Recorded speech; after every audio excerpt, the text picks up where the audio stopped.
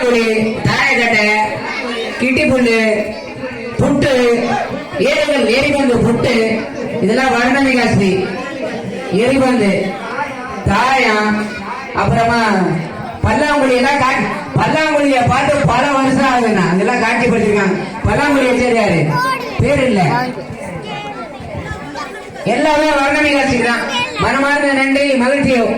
பழைய நினைவுகளை கொண்டு வந்த வர்ணமிகா ஸ்ரீ அவர்களுக்கு எங்களது படிப்பு கொண்டையின் சார்பாக நன்றியையும் வாழ்த்துக்களையும் மகிழ்ச்சியையும் தெரிவித்துக் கொள்கிறோம். அதற்கு அடுத்தபடியாக ஏழுக்குளர் ராம்சரண் அவர்கள் ஏதோ திருமாக்கோல ஏழுக்குளர் செஞ்சிருக்காரு. அதுக்கப்புறமா வெற்றி பப்பாளி பழத்துல புள்ளையார் செஞ்சிருக்கிறாரு. தொடாம பார்க்கணும், சரியா? கலைச்சி விட்டுறக்கூடாது. அதுக்கப்புறம் பேர் தெரியல, வெற்றி வாங்கல, பேர் இருக்கு ஆனா தெரியல. வெற்றிக்கு வாங்க, நீங்க தான் சொல்லுவீங்க. தொடாம பார்க்கணும், தூரமா இருக்கு. அது யார் யார் செஞ்சது? இந்த மூணாவது இருக்குல்ல, கதிர் கதிர், அது என்னது? அதுக்கு தண்ணியில வச்சா கப்பல், வெளியில வச்சா காத்து வாங்கிக்கிறது காத்தாடி, ரெண்டையும் ஒன்னா செஞ்சிருக்கிறார். அதற்கு அடுத்தபடியாக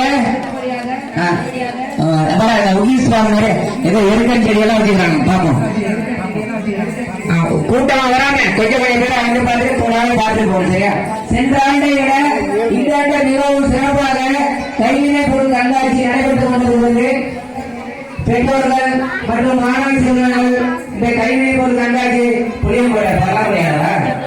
அப்பதான் நல்லா இருக்குமா பாருங்க. வெற்றி அம்மா ஓடி போய் வீட்டுல புளியம்பட வைக்கிறா, அதுலயே ரூல்ஸ் தானே. நான் எல்லாத்தையும் ருப்பி விட்டுறேன் பாருங்க. நித்யா அவர்கள் அந்த பணியை சபையை செய்வார்.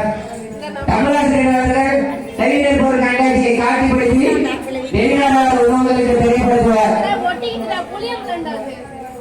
சங்கூப்பூர் மாணவ செல்வங்களுக்கும் எங்களது உறவுகளுக்கும் நினைவுகளுக்கும் சில மூலிகை வகைகளை காட்சிப்படுத்த